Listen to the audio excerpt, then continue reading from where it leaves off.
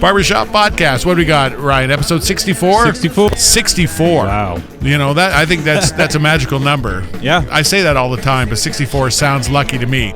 And I certainly feel lucky tonight. Do you feel lucky, Ryan Cannon? I feel lucky. Do you feel lucky? I feel lucky not just being alive, but being alive here. Can I take that back? No. It's on the internet forever. Like everything here at Barbershop Podcast. Each and every week, what are we doing, Ryan Cannon? Bringing you live music. We're bringing you live music and live musicians, okay? We're talking about human beings who are producing original material here in the great city of Hamilton, Ontario. I'm fortunate to be in the midst of it. If you're on the periphery and you talk about music and liking music, if you watch the damn Grammy Awards, you can, put that in your pipe and smoke it and come down to a club that promotes live music, see live music, come to Hamilton, Ontario, where we are swimming in talent. Are we not swimming in talent, Ryan Cannon?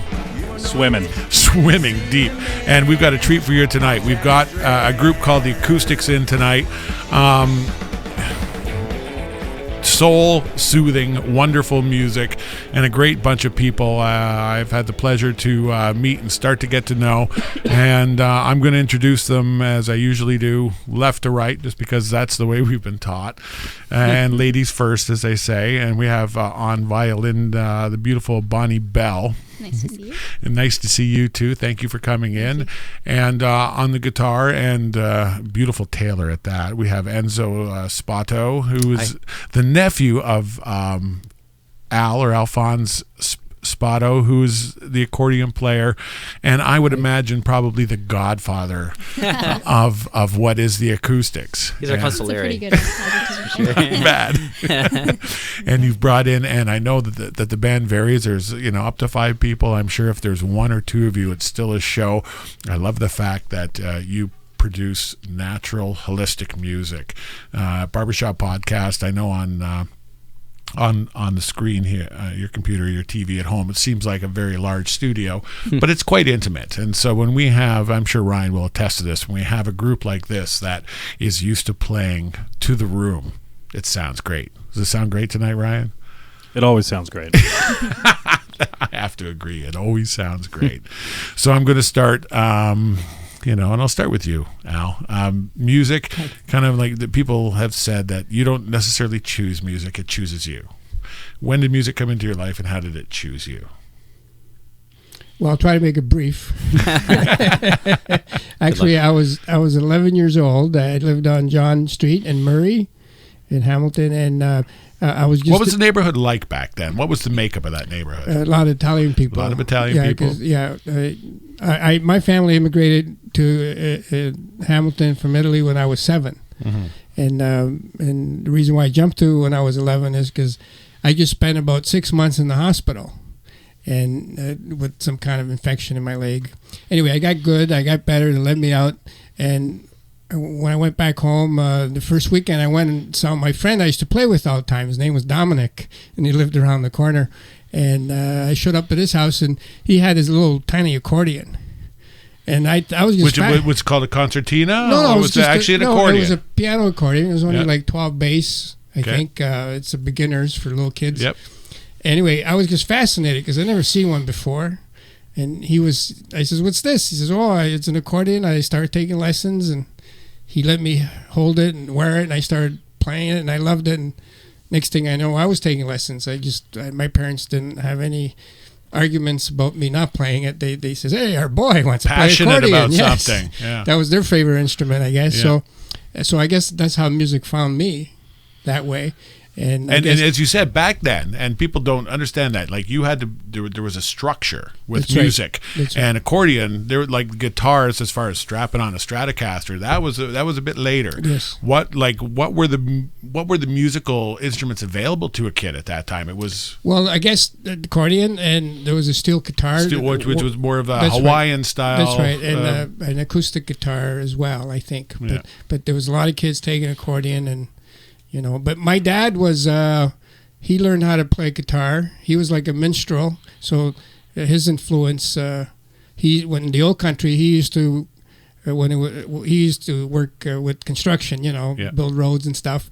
And when that wasn't happening, he made money by singing going around singing to ladies for other men. So he understood the intrinsic Yes. value of music, which is nice. And he sang these Sicilian folk tunes, and he used to entertain rooms at Christmas and And stuff. took great pride, I guess, in the fact that Yeah. you were good at this and would probably trot you out on a regular basis. Yeah. Say, Well, look at Alphonse, what he can do. Yes, and I was terrible then. Terrible in the sense that I didn't want to play in front of anybody. Yeah, and, shy. And my dad would always drag me out. Come here, play for everybody. And I would, it was always an argument. Yeah. But all kids have that argument. And you said you stopped playing for a while. Yes, when I was about 15, 16, I started playing in bands. They prefer to have a keyboard player. Yeah. Because you're playing, the top 40 It was considered things. square at the time. That's right. It wasn't very, hip or whatever. So I played a keyboard, a Yamaha keyboard. And that was the early days. That's right. And, Monosynth, right? I don't That's think right. we have a Still have it. polysynth, Yeah, right? yeah. Still have it. yeah, and I played that, and we played for many years, and I would take out the accordion once in a while if we were doing an Italian wedding and play a few songs for the people with the accordion. But, You probably never forgot the patterns, though. They were from the old the training. What is it about? And I have a good feeling about how you're going to answer this. Learning the on the accordion and then transferring that to a stationary keyboard. What did you take from the accordion it's actually a experience totally that made you different a better instrument. keyboard player? Well, though? it's a totally different instrument, first of all. Yeah. One thing it did do, I realized what chords were when I started playing the keyboard. Because you don't really, when you learn accordion the structured way, you don't play as if you're playing chords with your right hand. And it's much more human. You're breathing. That's right. Yeah, you have to play it. But I learned how to play chords because when you play in a band, you're just part of the mix. So you play chords most of the time. You play a few highlights, and you don't play the whole song like an accordion. I could entertain a whole night with an accordion if I was playing at a wedding. I can play complete songs, or Now you're starting to play parts. Yeah. Well, now the accordion, I guess all that kind of helped out with what we're doing now. Right. Because the accordion is like a keyboard, and I can play leads on it. I can play chords. It does everything for a band. Cool. It's not like an accordion band. It's a band It's with an accordion. Yes, and we'll hear that. We'll hear that later on Yes. when you get to hear, and we'll learn about this beautiful accordion that Al has, and a little bit of its story, because it's gorgeous. I mean, if you're a gearhead, I don't care if you like the accordion or not. This is a beautiful piece. But let's move on, and Enzo, you're Al's nephew, so tell me about your family and about music in your family and how you kind of came into music and how you started playing with Al. Well, it's definitely, Al did have an influence on my family. There were piano lessons and keyboard lessons to my brother, my older brother, and there was always a guitar in my house. I kind of ignored it for a long time. My parents, they got me to test. They do a test for you as an accordion player, and they see if you have the capability of coordination. They do these tests, and the teachers used to come around the house, and this was hardcore. Yeah. This was early 70s. Yeah. So the teachers from these schools, I guess the conservatory it would have been, they would show up at your place and they would say, would you like, can we see if you have a student here available? And they do this dexterity test. Yeah. And I passed. But at the time, my dad didn't go for it, basically. Cheap. thought it was a scam of some sort. Yeah, exactly. Yeah, and that actually played later on because really, I never had to pursue music. Music was always just in my life. Yeah. Later on in life, in school, they had recorder lessons available at the school, and I took them, and I kind of progressed rather well, and I had to move on to an hour lesson, and that cost more money, so that was a scam, so I had to stop doing that. Yeah. And little by little, but the music never disappeared. It didn't bother me, that thing. It could have traumatized me, right? Yeah. But it didn't for some reason. And because you knew it wasn't a scam. What's that? Because you knew it wasn't I knew it wasn't a scam. I know what music's you, about. Yeah. And I felt it. You said to tough it out. Exactly. So I took a few courses in high school. And then when I was 10 years old, Al took out the accordion again, and he needed a band. So he bought instruments for my brother and I and said, we are now called... Like a good Italian, you said, yeah. I need some good help. Yeah. I'm going to go to the family. You said, you guys, we are now called, a derivative from our last name, the Spots. Nice. And we went around and we played old age homes and Just for fun. Just to get it. yeah. And really, I played bass at the time, but through the years and years of playing together and different variations of the bands that we had together, I learned how to play in a band and structure songs and that's the way I kind of learned through the life of Hard Knocks in a band. That is a great story, because when you hear the music and the way you come together so beautifully, it starts to make sense now. So there's a structure and there's an understanding that, this is not a panacea. This is, music is a very real thing, and it requires an effort and it requires a work. It definitely ethic, does, to make it happen. But it still has to be a joyous, free thing. What about you, Bonnie? How did you fall in love with music? Yeah, I know, that's a great question. I guess you can say music found me the same way it did Al and Enzo. But when I was about 9, I was very fortunate. I went to school in Hamilton, and there's a program through the Hamilton School Board. And it's an affordable program, but you have to sign up for a year. So, they came to my school and did a little presentation, and so I said to my parents, I'd like to sign up, because music wasn't really something either of my parents were really into. But so, I remember my mom saying, okay, you can sign up, but if you do, you have to stay for the whole year, because we're paying for it. But turned out not to be a problem at all, because, I just loved it from that first lesson. And I think that's what parents are concerned about. Is this something a passing fancy in my child? But this is something, much like all of you, that it stuck with you right off the bat. Yeah, absolutely. What was the first thing you played? Was it? Oh, it would have been Mary Had a Little Lamb on the A string. And it was on the violin. It was like you've always played that instrument. Oh, what first was the first instrument? I'm curious, because the violin. There's a lot of kids fall in love with like the flute and the violin, and they're difficult instruments to play, and they fall out of love with music because they chose a difficult instrument to play right off the bat. Right. Yeah. It was group lessons that we did, and that was really motivating. And the teacher that we had, Alona Splight, she really found a way to kind of, move you along quickly so that you were able to have success at the early level. Exactly. And motivated. Yeah. And I think, again, props to teachers out there. Anyone who is a teacher who keeps kids excited about music, I mean, that's really important, because a lot of times it is a family environment where the family promotes music, and a lot of times it's not, where it's quite foreign. But the parents, being parents, are usually willing to support a kid who's excited and pursue something. And it just requires a teacher to keep, So when did you first start playing with other people or publicly?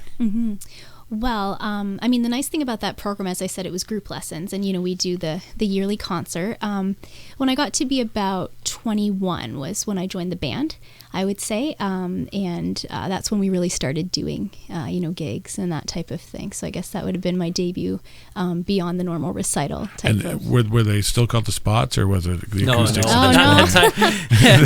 This is out of the Spots. By the time I joined. Okay, so let's fast forward to the Acoustics, and I like the fact that when you came up with the name the Acoustics, and I thought, it's brilliant. It's someone, if someone's opening up a View magazine, and I need to, the Acoustics run, the cover of View magazine. But if someone's opening it up and it's a Thursday night, and I want to see something, and I'm looking, okay, who's playing where, and I see someone called the Acoustics, I got a pretty good idea what I'm going to get. Yeah. Yes. And I know it's not cynical, but that clearly entered into how you were marketing the band and how you felt, how important that element of the band is. Speak to that. Well, when we decided to call the band the Acoustics, we had no idea that we were going to be what we are now. At the time, we were just sort of like a wedding band.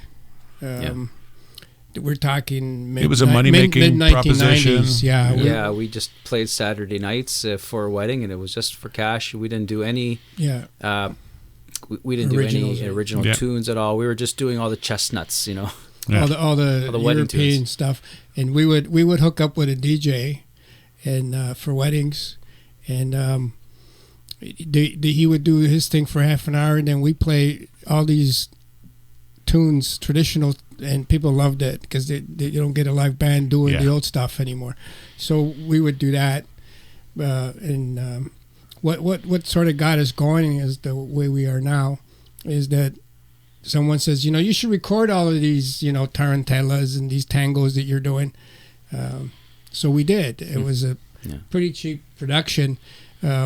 we also did it for auditions too. We were starting to get asked for auditions, and to get the band together for a 20-minute audition was an ordeal. So we decided also that was also a motivating factor for and the you first give, CD. Yeah, and you can hand out the CD to wedding potential people, and they can listen if they want, and they hire you.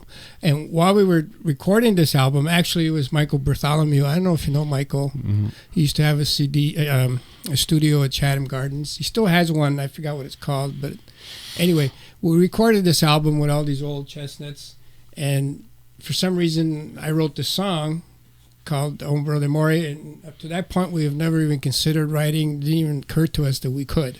Just never thought about it. But we did. We put it on the album just for fun. And you had you heard it before the studio session, or was it the original song? Oh, the original tune. He actually had it all written out. Right. He wrote a score, and we got together. We learned. We practiced it before we got to the studio.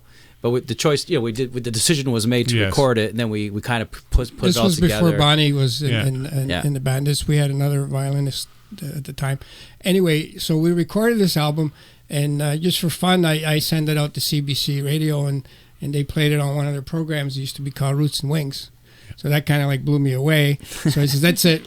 From now on, no more covers. Yes, you can do it, and it's quite often now. Until you and people get so turned on, and it's cloaked and wrapped in this traditional beauty, but it has an originality. It has a sound that you can't pigeonhole. But if somebody had to write, a 10-word description of what the Acoustics are, and you've been asked this before, how do you describe your sound? Well, the thing is, we wrote 2 albums after this scenario that we were just talking about, and they were all instrumental, and basically we got pigeonholed into world roots music, because a lot of it is a bit of it Latin American, a bit of it like European, Mediterranean, not out of choice, just what came out of us. It wasn't like intentionally we're going to write a Latin American tune. It's just what happened. But the last album, Enzo, he started writing vocals and stuff, so we kind of and he's got a beautiful voice, and this is what blew me away when you said that you were just playing instrumentals and you kind of came by singing with chance, because there's some beautiful stuff. So prior to doing our last album, Eerie Long, Enzo had a ton of songs he wrote, and we figured, okay, well, let's do what are we going to do with these? What are we going to do with these songs? We had a dilemma. It's almost a different genre than what we've been doing. So we decided, well, let's just do it, and some of the instrumentals we chose for the CD are not really far out there. They kind of blend with the vocals, except Heartburn a Go-Go, and so now our sound is we have a hard time telling people what it is, and we say it's sort of folk roots rock. Okay, well, I like Heartburn a Go-Go because I love the sound of that song. So we're going to spin that one first. Okay. So off of, this is a CD that you can get, and we'll tell people where it's available. Is it available at standard places? Yeah, you can get it CD Baby, of course. You get iTunes, Amazon.com, whatever, all those places. You can also get it locally at Dr. Disc. Dr. Disc and Cheapies is available there too? I'm not sure. No. Well, make sure it is, because I think they're the only 2 record stores. Cheapies. Oh, Cheapies. Yeah. Cheapies downtown. Sorry, apologies. They sell big CDs. Can you cut that out? No. When they pay money, then we'll put it out. But right now, we're going to play a little Acoustics here. This is Heartburn a Go-Go at barbershoppodcast.com.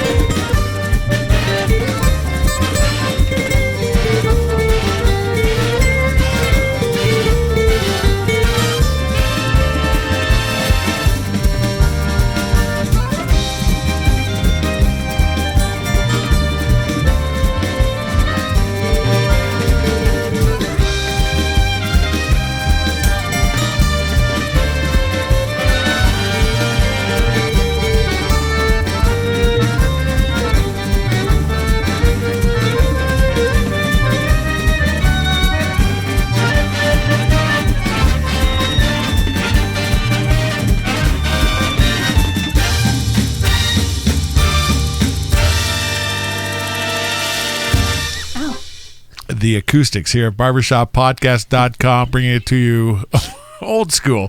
That is like riffage, right? Like I'm talking, like when you get to play like that, that's fun. It Yeah. gets the emotions out of you, right? You must be dripped in sweat after a few of these shows. So, tell me about from that kind of transformation where you went from your classical Italian wedding band till you started coming up with first original song, which obviously still kind of echoed that flavor, and then the freedom to start. Here's another sound that maybe doesn't, but we're not so concerned that this crowd's going to like it. Do you like it? Do we like it? Tell me about that kind of process where you started writing new stuff. Well, once we did that Ombre Amore song, which was original, I just couldn't stop. I couldn't believe it. I was just constantly writing and bringing every week. We were doing new songs, and then we got enough to do an album. When we went to Grand Avenue Studios. And with Bob Deutsch. Yeah, and we did an album called For 1,000 Yesterdays.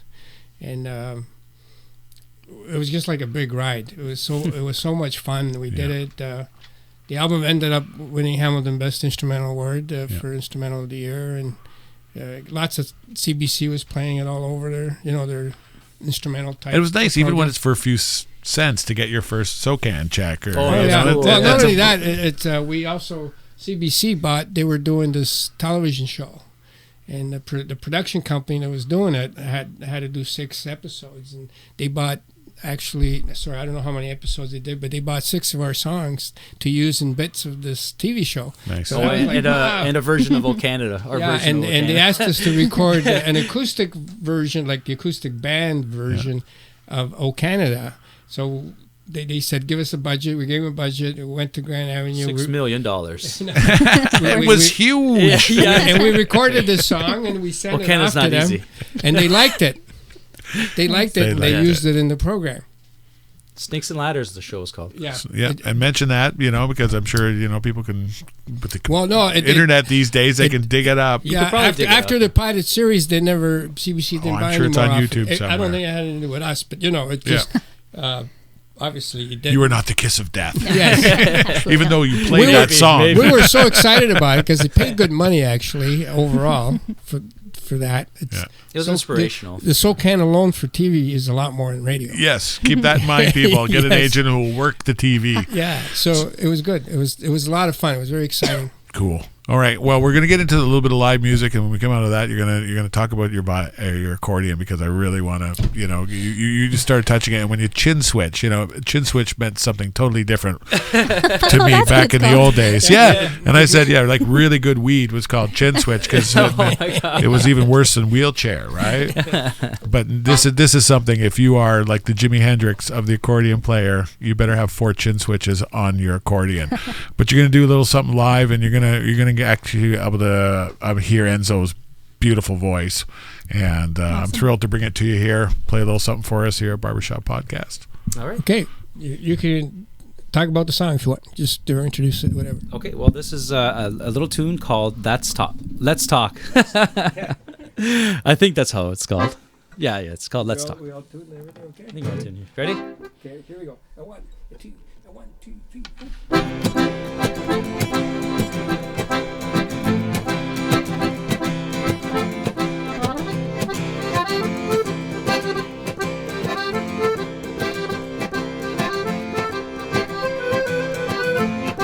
How many times must you look away? I can see you, oh, I can see you. How many times must you hide away? I look for you, oh, I look for you. Let's talk a while. Let's talk, I want to smile. Let's talk. When did you start losing your heart for me? I care for you, oh, I care for you. All this time we've been wasting away. I'll wait for you, oh, I'll wait for you. Let's talk a while. Let's talk, I want to smile. Let's talk. Let's talk. Go right out. Give me a solo.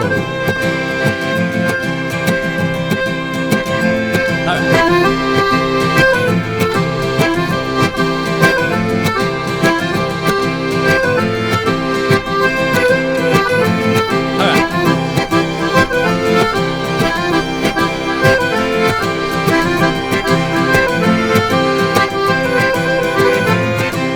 You always get mad when I love your ways. I can still feel you. Oh, now you know what I have for you. Now you can decide. Let's talk, let's talk a while. Let's talk, I want to smile. Let's talk, let's talk. Let's talk. Let's talk. All right. Come on. Let's talk.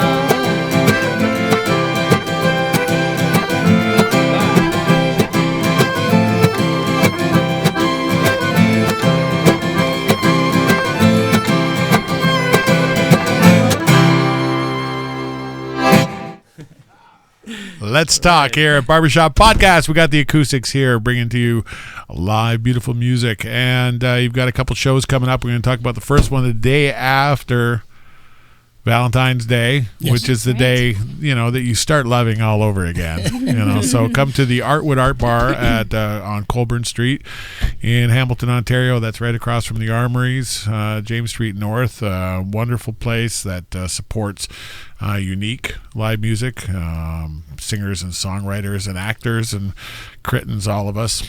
And we like to give some love to them.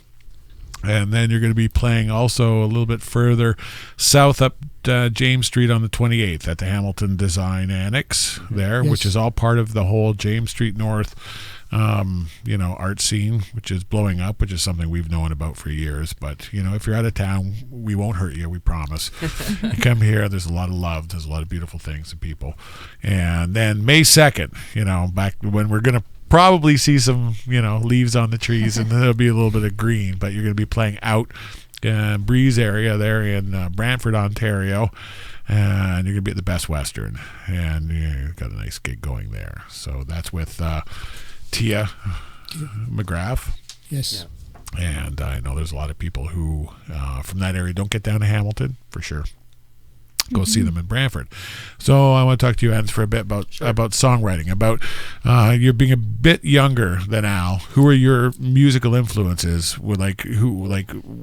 Because I was privy to certain, the James Taylors and the Gordon Lightfoots and these kind of singer-songwriters. And then a little bit later in life, things like the Spirit of the West and Paperboys and, Canadian roots musicians who had the sound and the qualities that you do.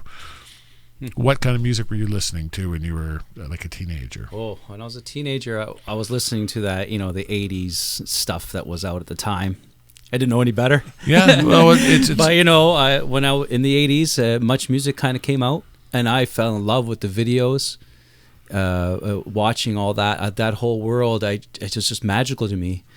And I grew up listening to the Duran Durans and the Twisted Sisters. It took on a visual, an element to it. And I've referenced this before, that the stuff that your uncle and I loved, like the Steely Dans and the Dan Fogelbergs or whatever. We never knew what these guys looked like, and when you actually did see them, they're butt ugly, and you're thinking, and it shouldn't matter because they're musicians. Sure, but we grew up in an era where beauty was kind of like the visual video killed the radio star to a certain deal. Did it take you a while, to embrace the true meaning of music? You said it was always the kind of there, right? It's almost... Yeah, the music was always there. And, performing it and seeing it on television were two different things for me in my mind. Yeah. But what kind of took me aback, I guess I was a little disenchanted with the music. I thought that the bands in the 80s were actually creating their own videos. And I didn't realize that they had corporations behind them creating images and all that. And I guess I was naive or just young. And that changed me a lot. And I realized that there was artists that do it for music and artists that do it For money, to be out there. Well, I guess for money, but also Fame. for fame and all that. Like they have other motives. So I decided to clean my act up musically, stop copying styles, and try to be an original person, not only with music but altogether. Nice. Kind of strip all that away because it was kind of programming me to be a good, happy consumer, and I kind of. Like I said, I was disenchanted with it all. And what are you going to do with that knowledge once you get it or once you feel it? So I decided, okay, I have to be me. And so I kind of threw away the way I played the guitar at the time. And I just started really diving into our music and saying, this is my only escape. Yeah. And that's what happened. Now, how's it presented? Does Alphonse come up with like this song and this riff, and you write the words, or do you talk about lyrics, or how are the words born, and how do we have a little? We have two different styles. Al creates the song, the tune. He does all the instrumentals, and what he does is that he writes it down. He gives us a score. Yeah, it's a full chart. Yeah, it's a full chart, and what it does is it's a little raw. Has the main aspects to the tunes, and what Bonnie and I, also Andrew and Richard, we could add our little harmonies, our little riffs to it, and we all work together until all of a sudden it clicks, and it's like, okay, this is it. Let's work on this. But it's always moving, and until we find an equilibrium. And everyone understands that, and I've done that where I've done co-writing with someone where there's no ego, where everyone understands when it fits right. It's like that clicks, where everyone's happy. Boom, move on to the next thing. So you found that kind of center. And for the vocals, it's similar. I don't write the scores. What I do, I create a demo. I have a 4-track at home. I create demos with the melodies, if there are any instrumental melodies, introductions. Sometimes Al creates them, but I'll sing the tune, create a demo, also create a small chart with chords and structures with the words, and I present that to the band. And then usually Al and I and Bonnie will learn it, and we'll come up with a good arrangement. Something that we could present to the rest of the band. Yeah. And then we're strong enough to say, okay, you're singing it, you do this, let's try it. And then little by little it builds, and again we find that's it. That's the song. You know, because sometimes it doesn't work, there's something wrong. Someone does a little shift and okay, that's it. You can hear it. You know, you feel it. The basics, right. We put the basics together, but then I think there's room there for the drummer to kind of say, well, I think this beat will go good with that. And if we hate it, we say we hate it. Try something else. Nobody gets their nose out of joint. It's all good. You know, it's that rap beat is not going to work. Yeah. But we were willing to give it a listen. It's same. Everybody, you know, I welcome creativity. You know, like you know, I always say, long time ago, I used to feel I had to write everything. For example, you did. Yeah. I did. I write a song. I had to write. The chords are easy, but you know, the harmony for the violin, a little bit of backup, a little bit of this, even the guitar and everything. I would write all the little leads for everybody and everything, and that was a lot of pressure to and it worked a couple of times, but it took longer for me to get it down. But I wanted people to be creative because I was getting so much pleasure out of it that I figured. Yes, and it frees you up too. Yeah, if you can create something that works with the song, you own the song too. Like you feel like it's part of you. It's not just my song; it's our song. Yeah. You know what I'm saying? So I want to play something else off the latest CD, Through to the End. Anything you remember about that recording session that sticks out in your mind? Well, that was I wanted to create a bit of I guess an epic tune, and I wanted to put lots of parts on it, and you know, it's about, I guess, a bit of a traveling through life, self-exploratory type of song. That's what's kind of behind it, and there's a lot of realization in that tune. Was it fun to record? Oh yeah, it sounds like fun. I put in there were in that particular tune. There's a piano introduction, and there's like lots of background stuff. Like I just loaded it up because I was having so much fun with the tune. Mostly all the other tunes, they just have backup and mild kind of backtracks to it. But this one here, I went all out, and everyone liked it, so Wow. I said, what the heck, let's do it. Here we go. We get to hear it here at Barbershop Podcast. For you, we got the acoustics through to the end. They look through the people watching me.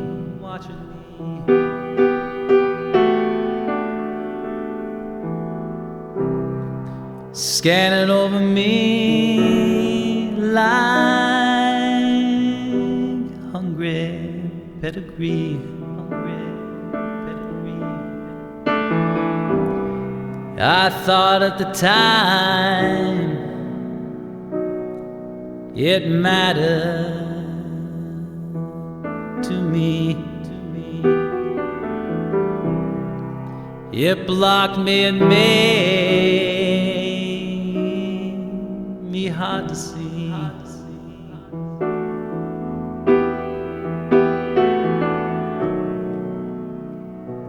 Hard to see.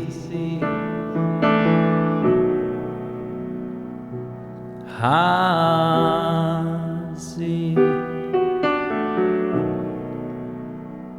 Hard to see.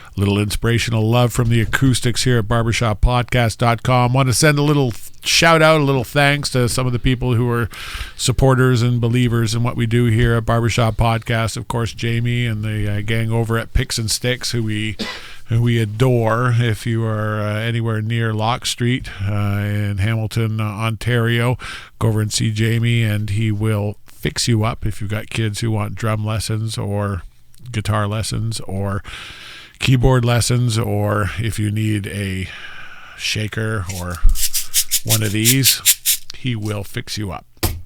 And our friend Maggie at Creative Artists gave us these beautiful Barbershop Podcast mugs, and we've got lots of other great swag.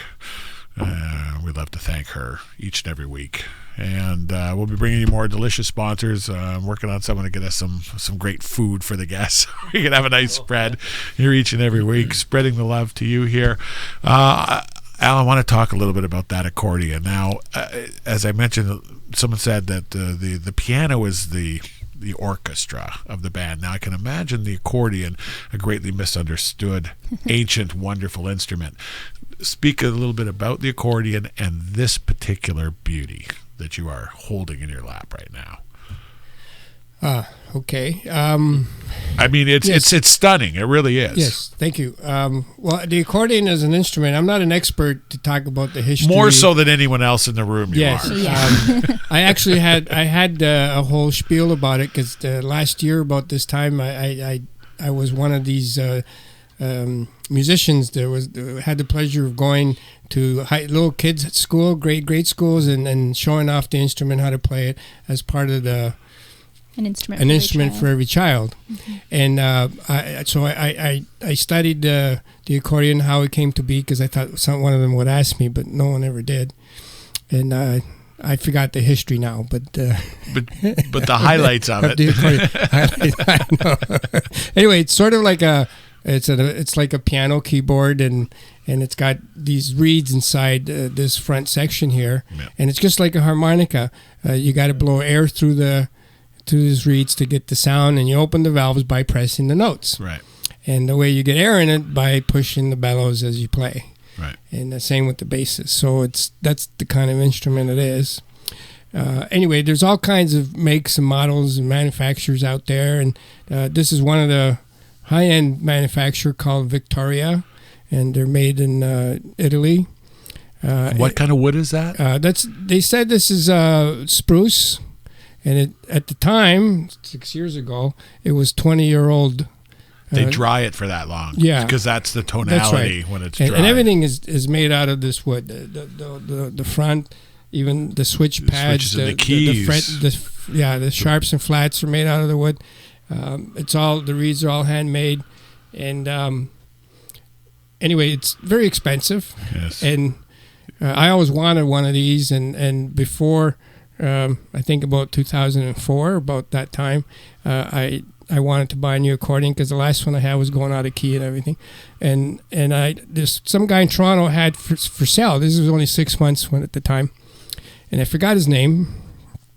And I didn't come prepared with all the proper names, but anyway, he's like a virtuoso Canadian guy that grew up in Russia and the Soviet Union. The accordion, everybody goes to university for it down there, and he was just awesome. But he used to play in the orchestra for the Lord of the Rings in Toronto, and that whole thing got canned, the show. Yes. He moved back to England, and he only bought this accordion for that show, so he put it up for sale. And I went down and looked at it, couldn't believe it, and so I bought it. Yeah, it was the perfect storm. It was what you were looking for, and It's a motivated buyer, I keep saying motivated, that. but less expensive than if you would have went with the drool coming out of your mouth to the dealer. Yeah. Well, my wife says you better get it because you're going to regret it. Never buy it. Because I thought someday if I ever go to Italy, I'm going to go check out the factory. Yes. But this saved me all of that, actually. Well, it's wonderful. The tonality is great. It's great. And the three of you, you have a wonderful sound together. So I'm going to get you to play another live one.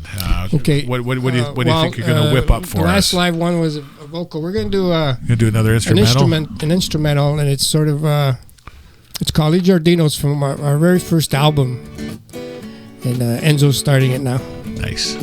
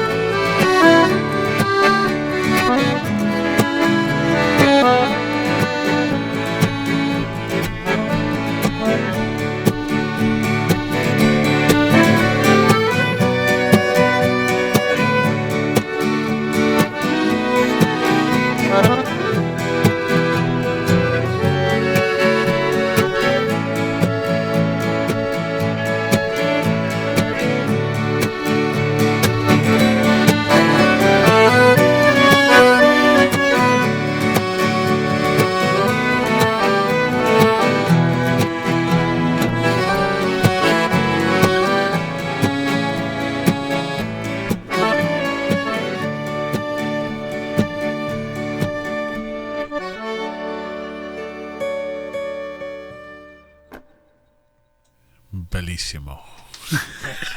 Beautiful. Here at barbershoppodcast.com, we bring you all kinds of weather. We bring you the happy, the sad, the joyous, the mournful, the pensive. It's beautiful. It makes you cry, doesn't it? You know, it does. You know, speak to me a little bit about where you see where you are now as opposed to what you want to do with this group of individuals. Like, let's, you know, I've been ignoring you for a little while. Let's start with you, Bonnie. What do you feel like you're in a good place? You like what you're doing with playing original music. Clearly you've got a synergy and a connection with the people you're playing with now. Do you find, especially as a violin player, you know, like you're in a good place? Yeah, absolutely. Being in the band, at first it was an adjustment. I mean, I always enjoyed it. I always enjoyed trying new things, but I'd never played in this style. I was very used to, you know, the classical contemporary. Yes. It's written down for you. You don't change any of the notes, any of the bowings. And so it took some getting used to, but now that I've had the opportunity to try it, I don't ever want to go back. Yeah. I know we are working on some new tunes with the whole group. And some new vocals as well. So that's really exciting. And this is interesting because a lot of musicians who come in here have only learned it the other way. You know, they I don't want to hazard to guess how many can actually even read music. And for the uninitiated, which is a great percentage of the people who watch the show, they don't even understand, in music and that it's math. Exactly. And just like math. Sure. Yeah. You say that all the time. You just got to divide it. Yes, there's different schools of math. Different types of song, mathematicians. For sure. And so, when you look at music as a mathematical and also a scientific thing, how the sound is produced, the sound waves and the effects that the sound waves have on you, and something that I think you spoke to earlier was, the bellows and breathing. You're actually breathing life into that instrument. You can play the keys all day long on that thing. It's not going to make a sound. It doesn't do anything until you squeeze it. And if you squeeze it, it just goes honk. I mean, it doesn't make music until the feeling. It's part of you. Yeah. It's like singing a song. Yeah, you have to have a certain voicing, and I notice, and I appreciate it, as I'm sure Ryan does. When you play guitar, you play it in not only melodic but a percussive style as well. You understand. Yeah, I'm doing that more too because it's just the three of us. The three of us, but you understand. It's like this element has to belong in the music. So I'm sacrificing maybe a bit of music here because I'm going to have to lay down the timing pattern. Exactly. In this. Yeah. People don't appreciate.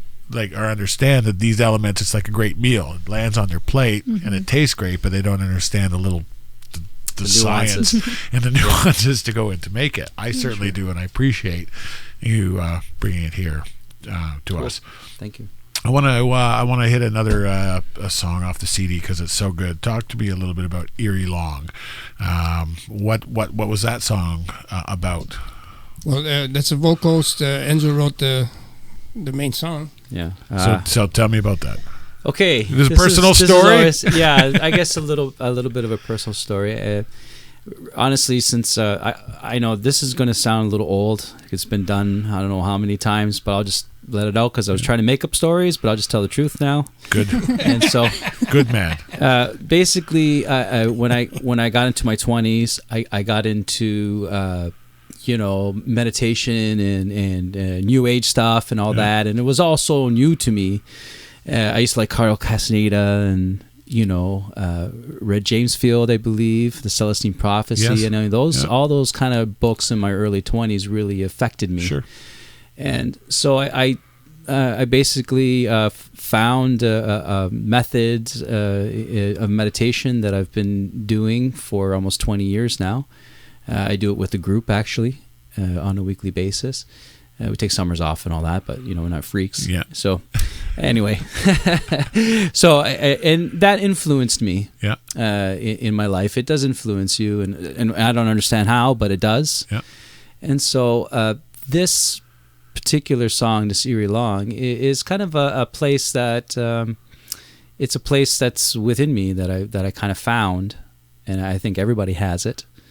But I don't want to sound preachy, so I wrote about it. Nice. And that's what Eerie Long is. It's a place that I go to reflect, I guess. And in the song itself, it describes a place, but a little bit. It's a little muddled. I don't really describe it perfectly, and it also goes through and describes a little bit of the feelings that I have in that place. So there's a great complexity that comes out in an end product, just like a beautiful meal, beautiful piece of music presented just in the right way. Here at Barbershop Podcast, Eerie Long by the Acoustics.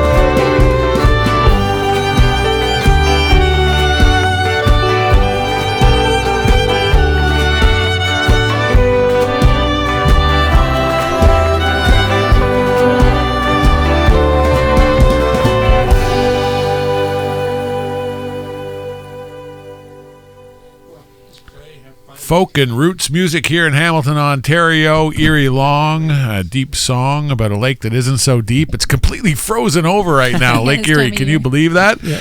My friend Casey. Goodness, love you, Casey. He went, I think, a mile out on Lake Erie to go ice fishing, and they dug a hole. He was 4 feet deep. That's it. You go a mile out in Lake Erie, and it's still only 4 feet deep. If you hit a I'd be sandbar, afraid to go that it's like far. that. There was a lot of shipwrecks on Lake Erie in the old days because people would go, like, I'm 2 miles from shore. Like, what are the chances of me? Yeah, they would hit something. But we explored and we landed here. People from all walks of life. This is one of the great things about Canada, and certainly a city like Hamilton. It's an old city. You know, it's a real city. And the way I qualify a real city is it's got pigeons. Okay, it's got a downtown. Mm-hmm. It's got a right side of the tracks and a wrong side of the tracks. It's got an east, west, north, and Hey, we had a south mountain, end, too. We got a mountain. and we have a mountain to boot. Very you know? dynamic. And if you don't get fatigued, you know, it's a small enough city that you can drive from one end to the other in 10 minutes, or you can walk it in 2 hours, you know, but you get the full flavor. And if you want any dish, you know, if you want to have a great meal from any corner of the world, you'll find it in Hamilton, Ontario. And same with music. You know, it's a vibrant cultural city. You should visit it. You should visit the establishments that support the arts. We certainly do on a regular basis, right, Ryan Cannon? You're out there on a regular basis, donating your hard-earned money to many of the establishments that Yeah, that's one way of putting it. Yeah, I'm donating my money. Donating my money in exchange for beer and good times. Beer and good times. And, you know, at the end of the day, that's what many shows I've promoted and many people I've worked for who are in the business. I keep, you know, may have been in the business for years, but it's like people aren't paying $6 for fucking beer. Okay, they're paying for a good time. Okay, so when you put in music and you put in good music, they're paying $6 for a beer because you're providing a good time.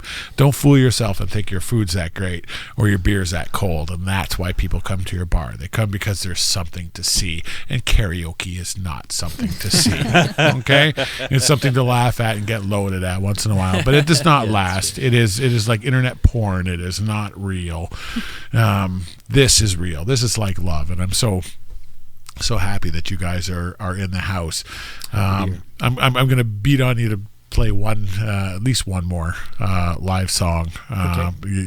You fill me with so much joy. You know, so I'm going to ask you if you can reach into your song bag and maybe give us one more here at Barbershop Podcast. Yeah, for sure. Okay, which one? Haven't forgotten, or you go on? Sure. Let's do Haven't Forgotten. Haven't forgotten. Okay. For Valentine. Yeah, for Valentine's Day, this is I was gonna say Halloween. achy breaky, tear your heart out love song. Haven't forgotten. Haven't forgotten. I forgot. Okay. Okay, 1, 2, 1, 2, 3, 4.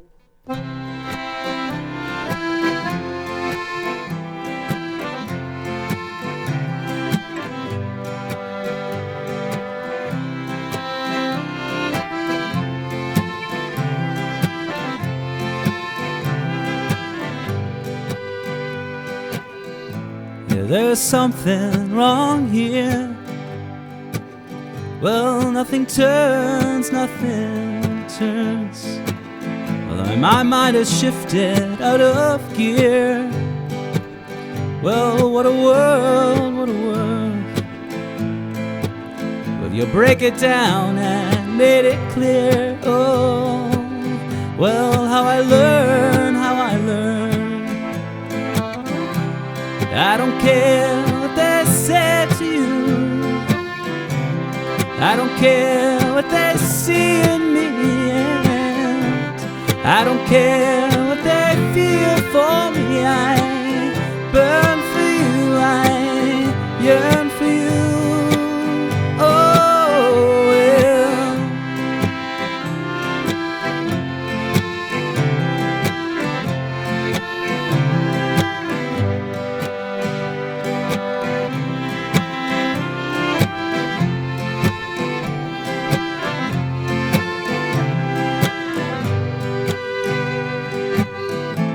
I take your arm and bring it near.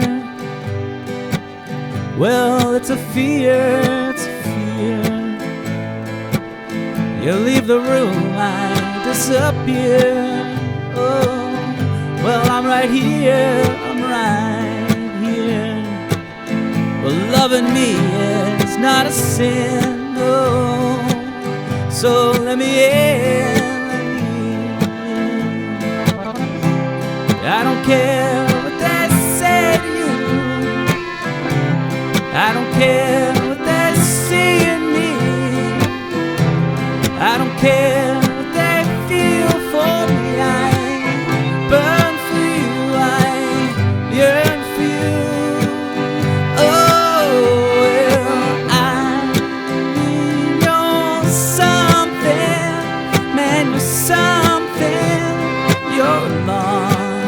And I mean you're something, haven't forgotten, you're all I've got. And I mean you're something, man, you're something, you're not. And I mean you're something, haven't forgotten, you're all I've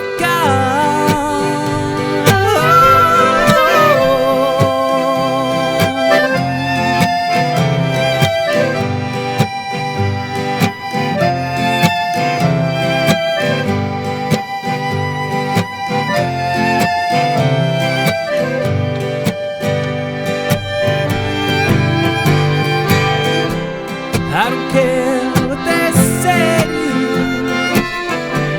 I don't care what they see in me, I don't care what they feel for me. I burn for you, I yearn for you. Oh, well, I mean you're something, man, you're something, you're lost. And I mean you're something, haven't forgotten, you're all I've got. And I mean you're something, man, you're something, you're lost. And I mean you're something, haven't forgotten, you're all I've